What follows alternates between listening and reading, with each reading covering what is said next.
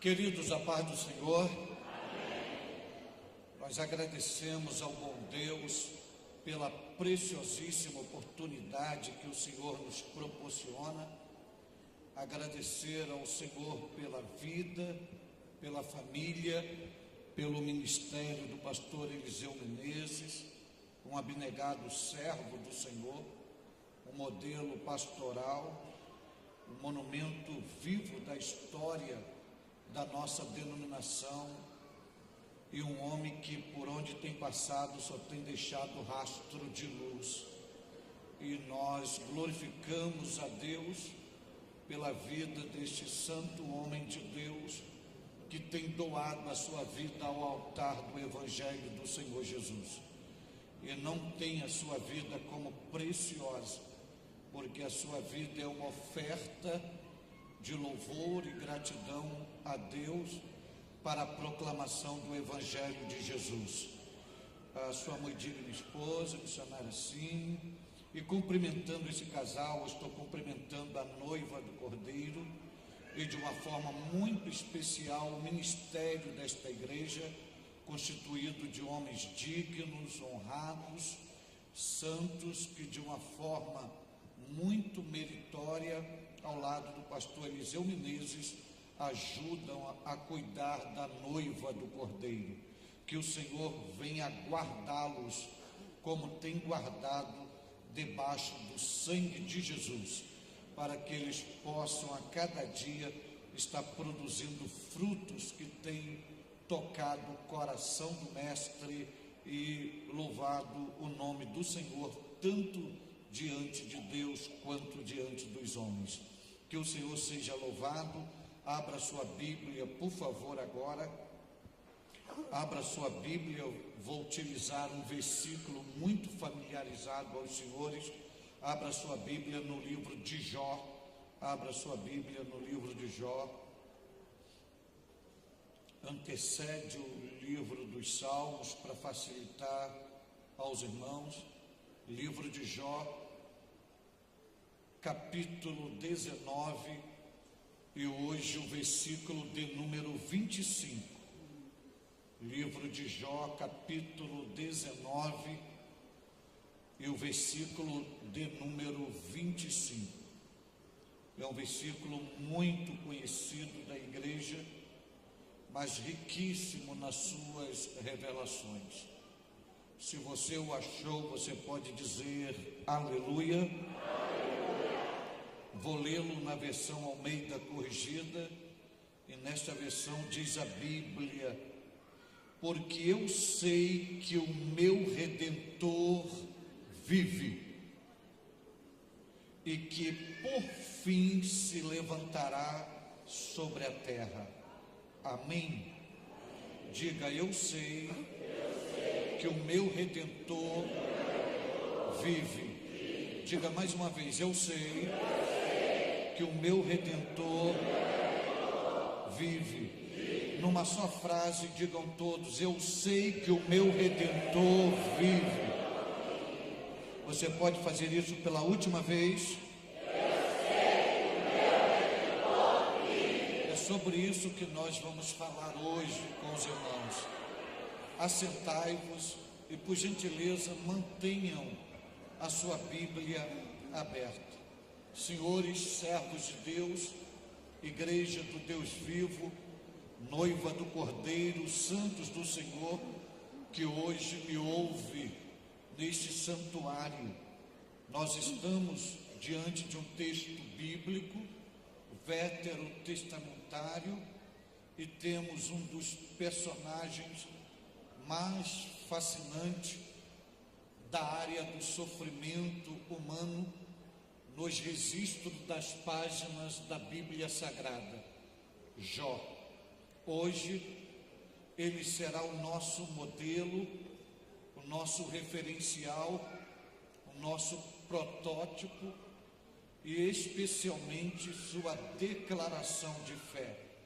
A minha proposta hoje aos irmãos é que, à luz da Bíblia Sagrada, cada um de nós venhamos fazer uma viagem no interior de Jó, na sua alma, nos seus sentimentos, nas suas emoções, nos seus dramas e especialmente na sua declaração de fé, e poder visualizar nele retratos da história da vida de cada um de nós, mas ao mesmo tempo mecanismos, estratégias, fertilizantes para sairmos de circunstâncias ou darmos a volta por cima quando toda a realidade humana sinaliza impossibilidade, um caos final.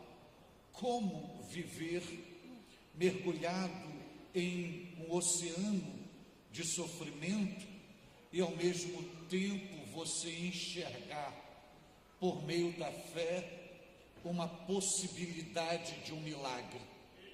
Jó vai nos ensinar isto hoje, por meio desta declaração, quando ele diz: porque eu sei que o meu Redentor vive. Se você olhar por toda a conjugação verbal, por todo o pronome, por toda a linguagem que Jó utiliza, está tudo no singular. Ele não está dizendo que disseram para ele que o Redentor dele estava vivo. Ele está fazendo uma demonstração de fé, uma exposição da sua convicção pessoal. Mas quando nós olhamos para a circunstância que ele está inserido, que os senhores bem conhecem, ele está num estágio de sofrimento muito avançado. Pela vontade permissiva de Deus, ele foi atingido, a Bíblia usa o verbo ferir, pelo adversário. E ao ser ferido pelo adversário, ele não só perdeu seus bens, seu patrimônio, além de perder a sua família, seus filhos, suas prole, que são herança e bênção de Deus à luz da Bíblia, ele vai perder a sua saúde. Neste exato momento que Jó vai dizer esta palavra no capítulo 19, se você olhar claramente para o versículo 20, você vai perceber que Jó está na pele e no osso.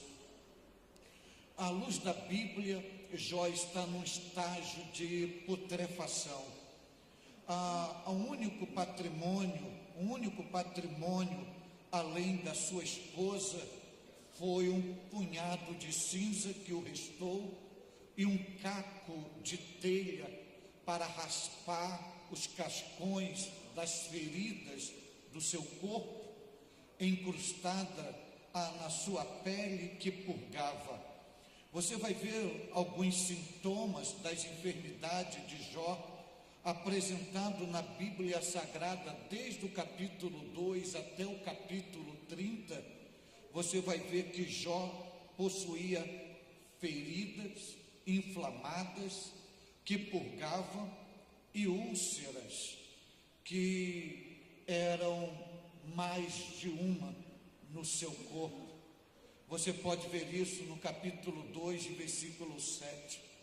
Você vai ver no capítulo 2, versículo 8, coceiras alastravam no corpo de Jó de forma incontrolável, da planta dos pés ao alto da cabeça e do alto da cabeça ao planta dos pés, coceiras que não cessavam.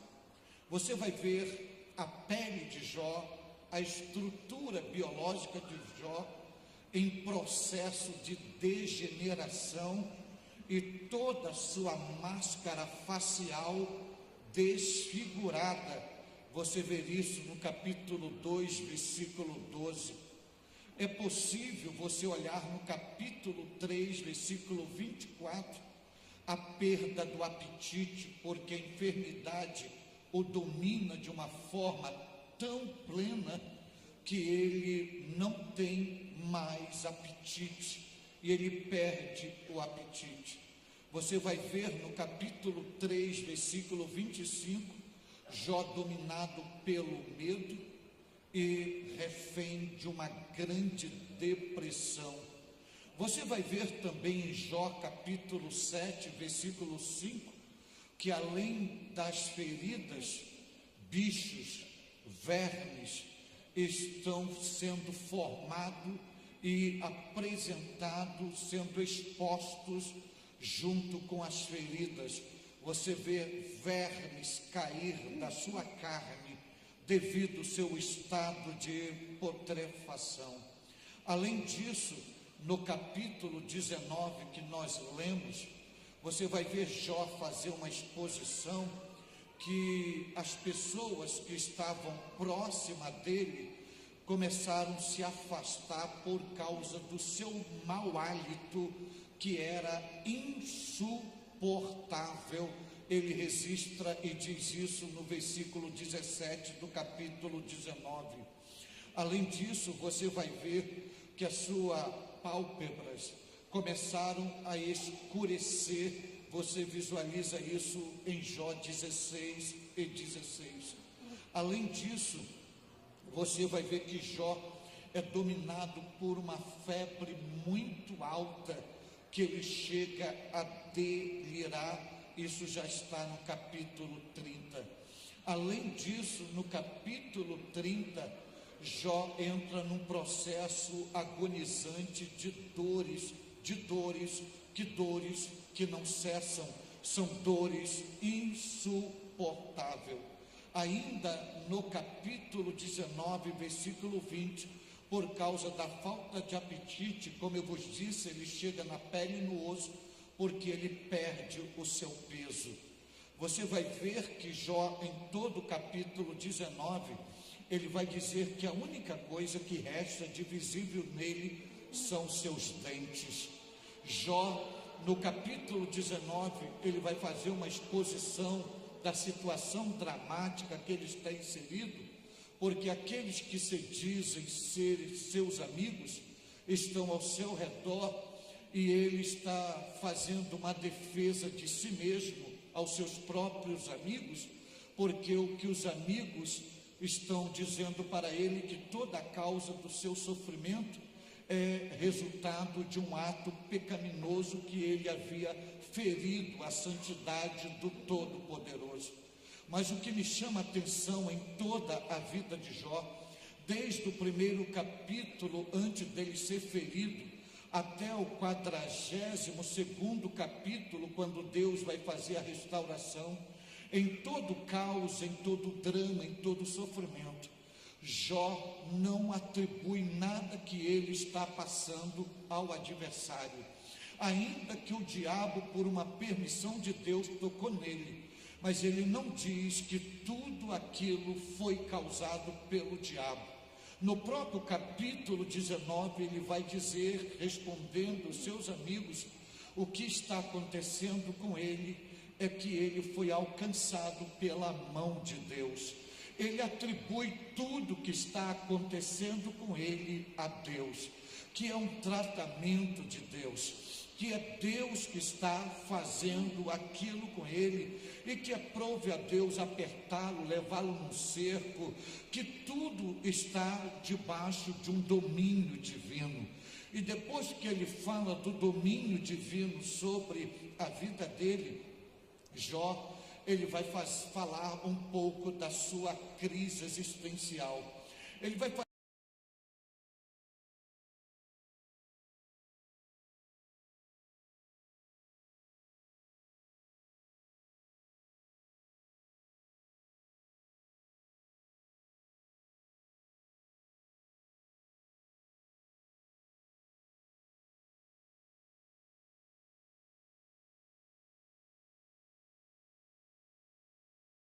conhecem, o que tinha conhecimento da sua existência, da sua pessoa, vai tê-lo como estranho.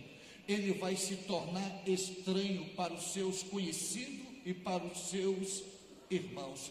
Quando chega no versículo 14, ele abre o coração no capítulo 19 para dizer: os meus parentes, ou seja, aqueles que faziam parte da sua linhagem, do seu grupo sanguíneo, ele diz assim: me deixaram, me abandonaram.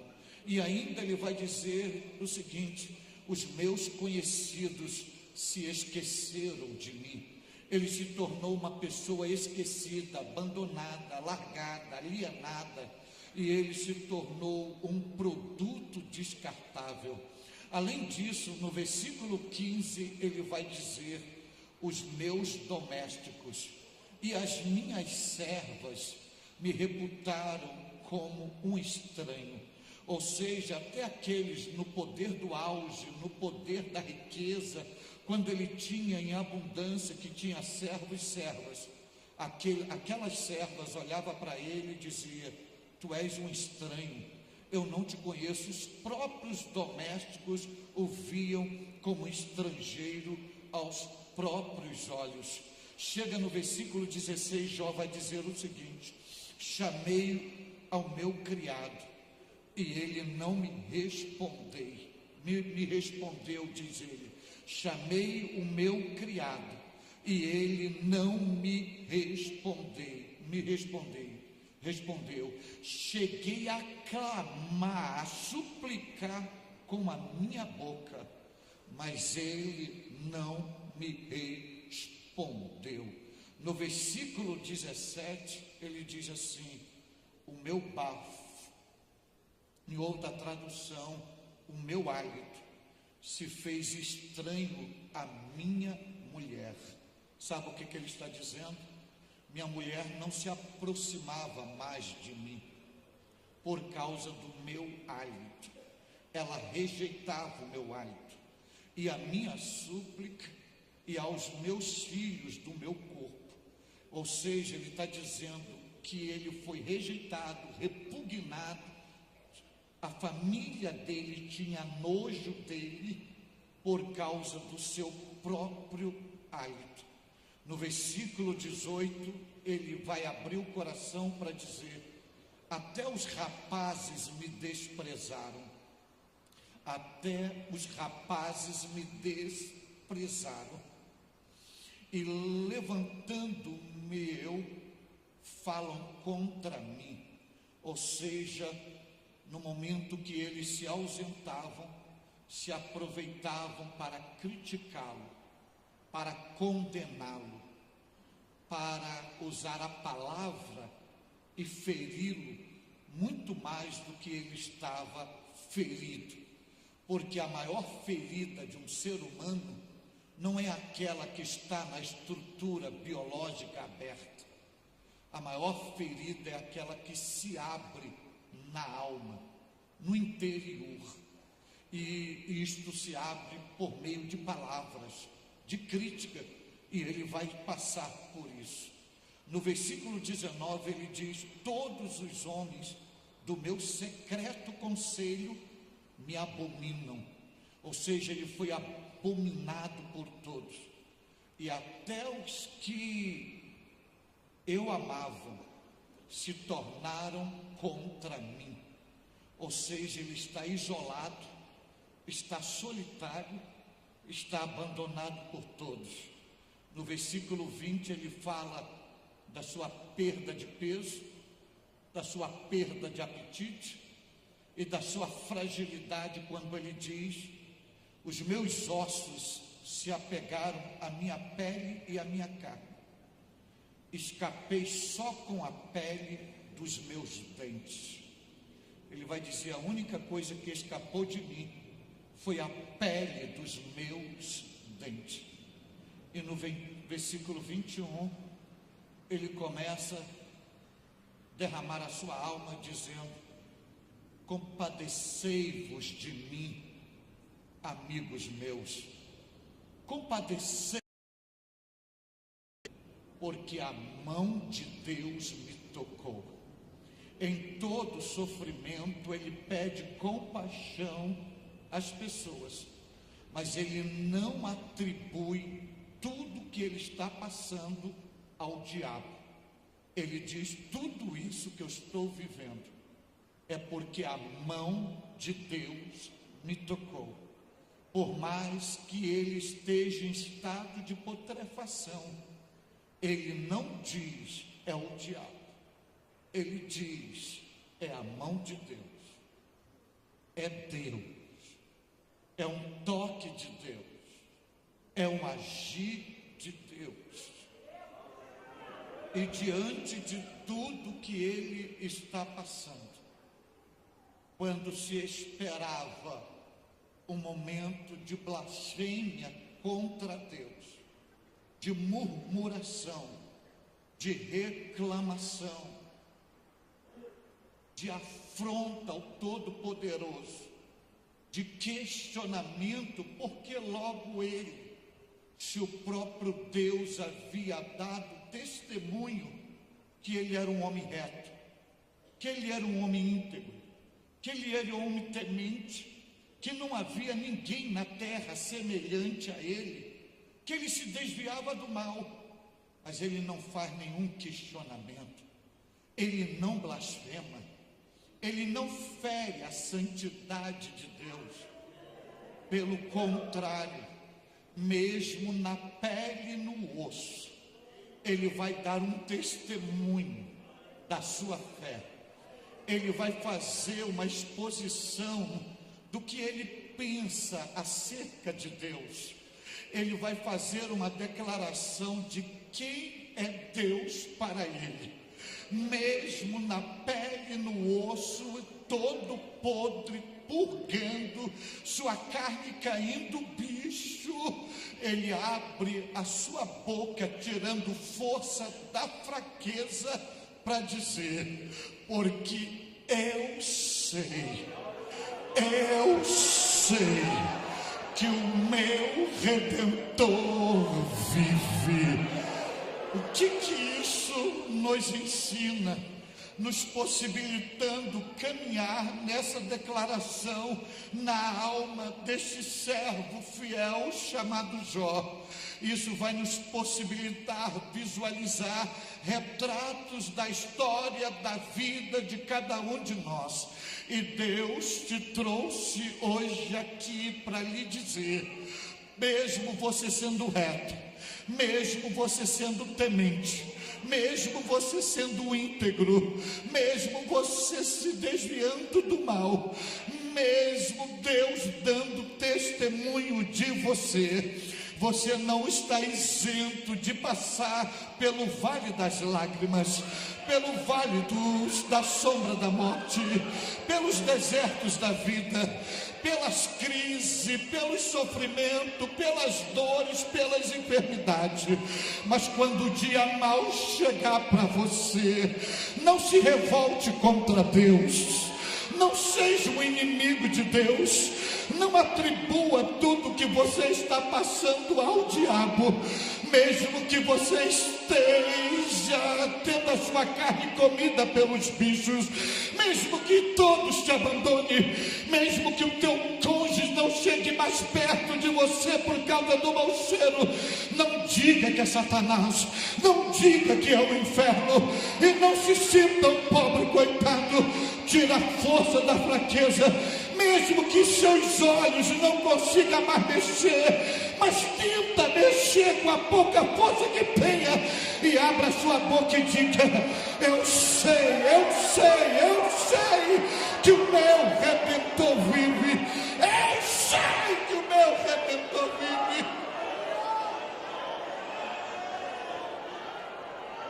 Deixa eu parar um pouquinho nesse pronome da primeira pessoa do singular e nesse verbo ser. Eu sei. Deixa eu parar um pouco aqui, quando ele disse: eu sei.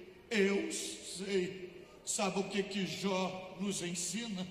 Quando ele diz eu sei, ele nos ensina o seguinte: as adversidades da vida não podem apagar a chama da fé no coração de um fiel. Quando ele disse eu sei, ele está nos ensinando As adversidades da vida não podem apagar a chama da fé no coração de um fiel. Ele está podre, os bichos estão comendo a carne dele, mas a chama da fé continua ativa dentro dele.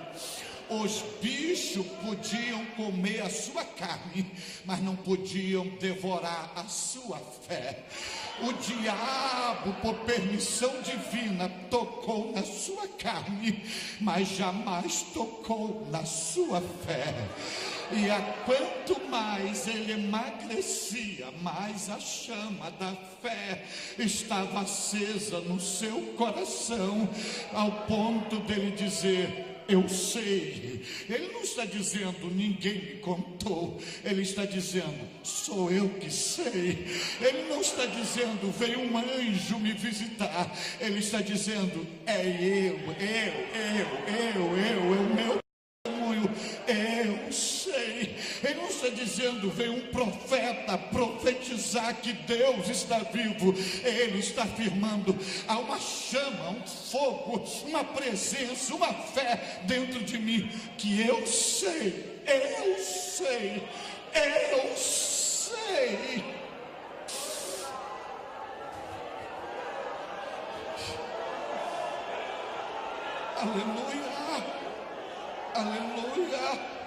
Aleluia. Então deixa eu dizer algo para você esta noite. Jó nos ensina que a fé é necessária para superar as dores das perdas, das frustrações. A única coisa que nos faz superar as dores das perdas e das frustrações é a fé que carregamos dentro de nós. Se você olhar para esse texto bíblico e o que está acontecendo com Jó, humanamente não tem lógica. Ele sai do campo da razão e entra na esfera da fé para dizer: eu sei que o meu Redentor vive. Amado, sabe o que Deus está falando contigo hoje aqui? Ele está dizendo que ninguém está isento de sofrer um golpe terrível de suas perdas, pois a vida, ela não é uma fantasia, mas ela é uma grande realidade. Pois as perdas estão incluídas nos scripts da história existencial de cada ser humano. Não pense que você vai viver 365 dias do ano no cume do monte. Vai ter dia que você vai amanhecer no meio do vale. Mas deixa eu lhe dizer algo, não pense que você vai amanhecer todos os 365 dias do ano dizendo hoje é vitória. Você vai amanhecer sentindo o sabor da perda, do fel, da agonia, da tristeza, da frustração. Agora deixa eu dizer algo para você à luz da Bíblia: nem todas as perdas são consequência de erros ou precipitações por causa das suas atitudes. Não fique alimentando sentimento de culpa se você está passando por isso porque errou, porque se precipitou ou porque está em pecado. Isto não é parte do teu erro pessoal e nem de atitudes precipitadas suas, e muito menos porque você está em pecado. Mas tudo isso que você está vivendo faz parte do programa divino, com a fidelidade de medir a maturidade da tua fé e a sua estrutura espiritual diante dos algozes da vida. É neste exato momento que você tem que pôr a sua fé em ação, pois o Senhor Deus muitas das vezes usa as dores da vida para esculpir a nossa personalidade conforme o seu propósito. Deixa eu dizer algo aos senhores aqui. Um servo fiel não é infalível. Um servo fiel, ele não é infalível. Ele cai e se levanta. Você não é melhor do que Jesus. Jesus subindo a Via Crucis, carregando a cruz, ele tombou com o madeiro nas costas, mas não ficou tombado, se ergueu e continuou avante. Um servo fiel não é infalível, ele cai, mas ele se levanta, não vive lamentando as suas perdas, pelo contrário, em meio às desgraças, ele se agarra na graça de Deus e, movido pela fé, ele agradece a Deus que, apesar de tudo que ele está passando, ele ainda está respirando, ele ainda está sobre a terra, ele está vivo. Alegra-te esta noite, apesar de tudo que você está passando, você ainda não desceu à sepultura, você ainda está em cima da terra, você está respirando, você está vivo.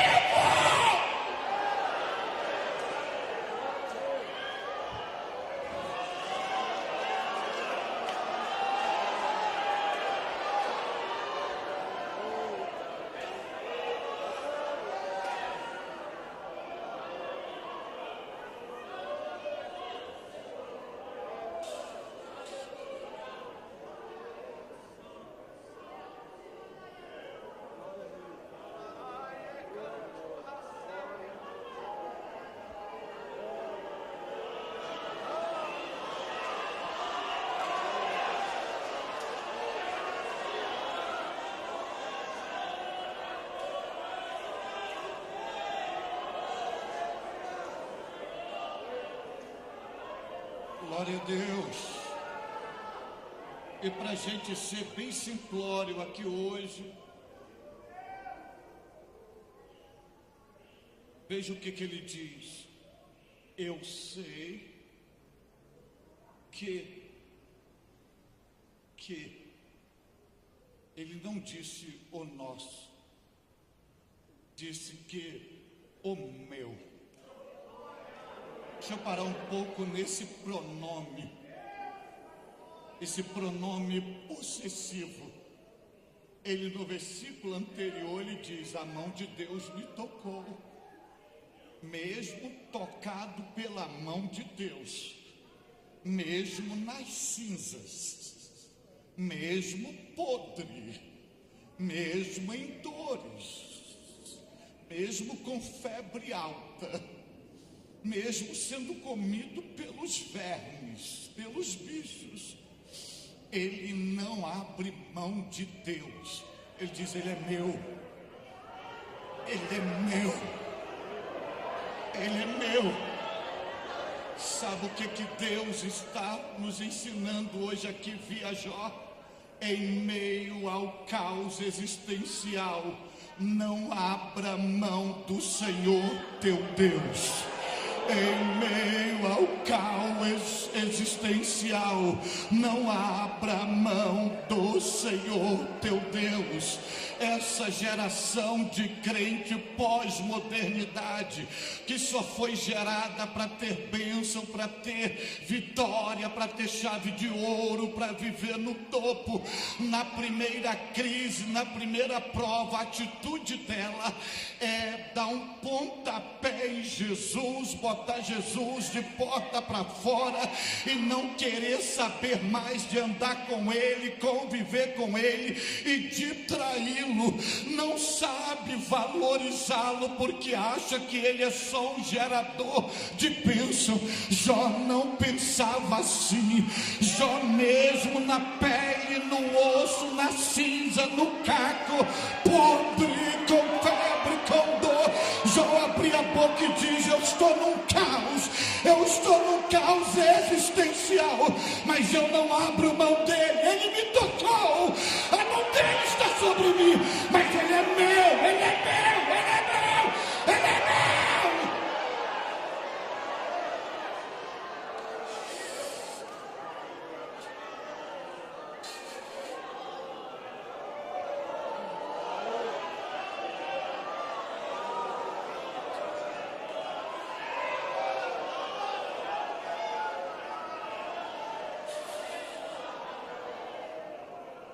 Senhores que me ouvem hoje nesse santuário, não confundam quantidade de vida e bens com qualidade de vida. Não confunda a quantidade de vida e de bens com qualidade de vida.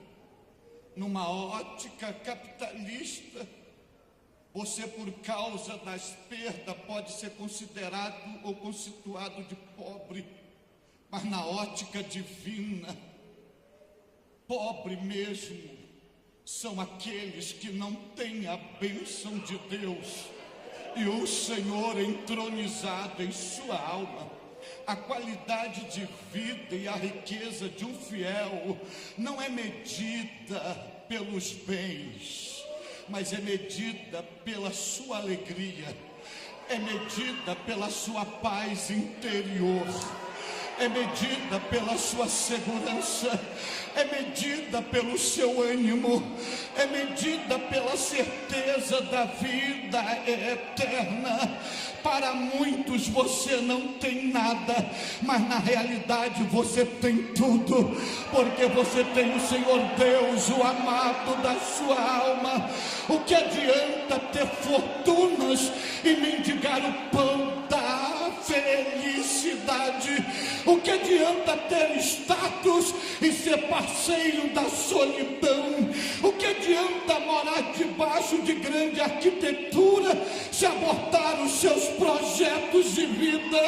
O que adianta? O que adianta? O que adianta se não tem mais sonhos, se não tem mais alegria, se perder o sabor da vida?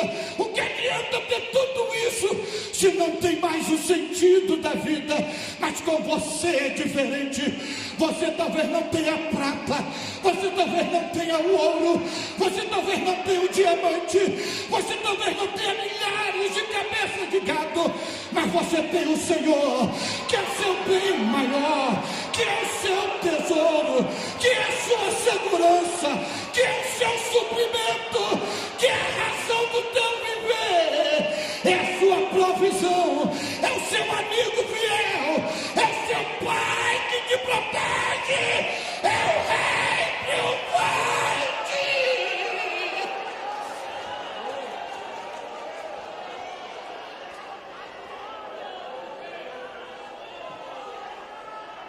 Você pode sofrer nas perdas, mas você não perde a esperança, porque você consegue consolo em meio aos desesperos. Em meio às lágrimas, você consegue expressar cânticos de gratidão ao Senhor. E você ainda pode dizer igual ao salmista: Tu és o meu Senhor, outro bem não possuo além de ti. Hoje eu estou aqui debaixo da graça de Deus, coberto com o sangue do Cordeiro e ungido pelo bendito Espírito Santo, para lhe pedir um favor, por amor à tua alma, por amor à tua alma, independente do que esteja acontecendo contigo, não abra mão do Senhor teu Deus.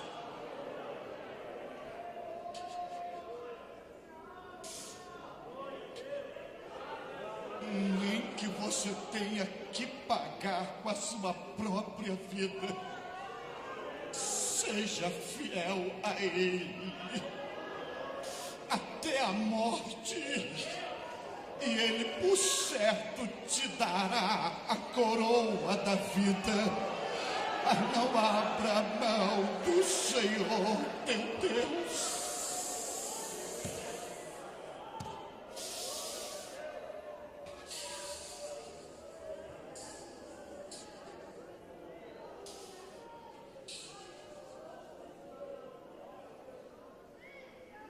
Pare um pouco e faça um pouco de silêncio.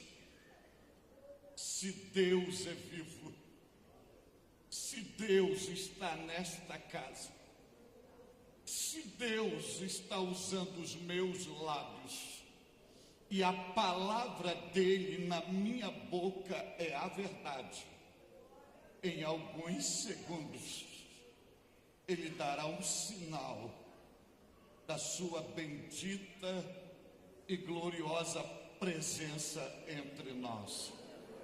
Eu repito, se Deus é vivo, se Ele habita entre nós, e se a palavra dele na minha boca é a verdade, e Ele está usando meus lábios, em alguns segundos Ele dará um sinal da sua bendita e gloriosa presença entre nós. E na proporcionalidade que você for sentindo a presença de Deus, só se você tiver convicção que está sentindo a presença de Deus, você vai se levantar adorando-o na beleza da sua santidade.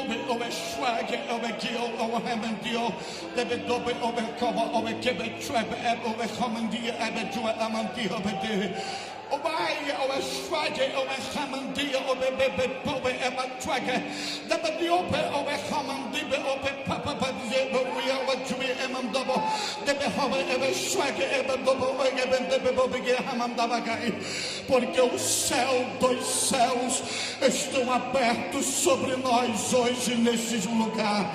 A demanda, a jopig, a mandobe,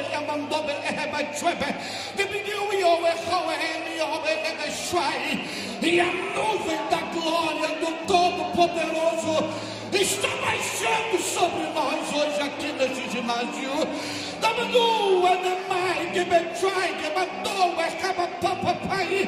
Porque a mão do Senhor dos Exércitos está estendida em nossa direção hoje aqui. Ai, chomando, ai, chomai, que mande bitui, lamandou, ai, que pobre, ai, bendua, amadai, amandabebe, pobre, vai, chumandagai. Porque um milagre está acontecendo exatamente agora.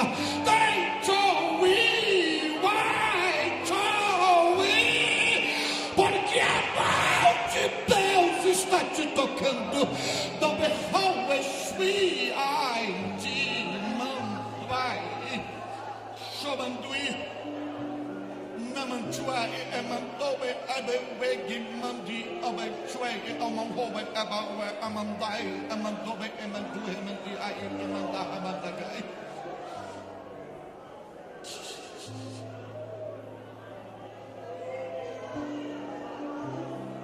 Você pode, por gentileza, levantar suas duas mãos.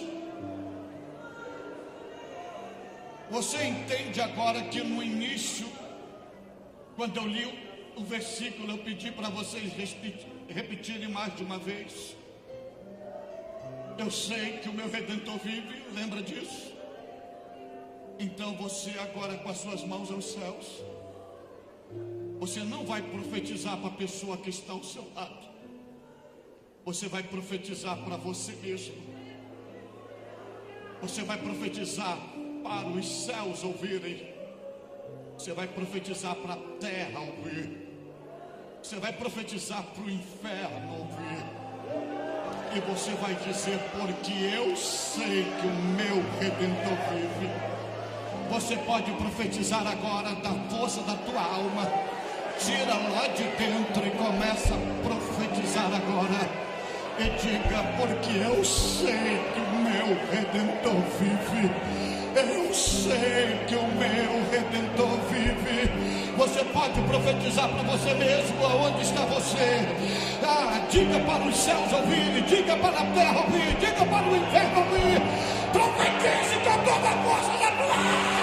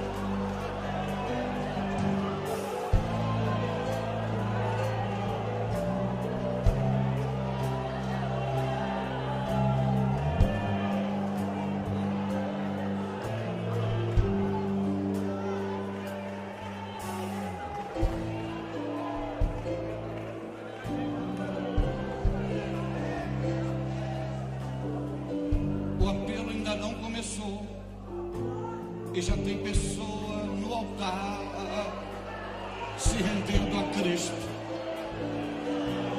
E eu quero aproveitar o exemplo dessa moça, dessa cidadã, e a você não evangélico, você afastado do evangelho. Se você quer mudar de vida, se você quer vencer na vida, pode vir a Cristo agora. Pode vir a Cristo agora. Pastores, olha aquela cena.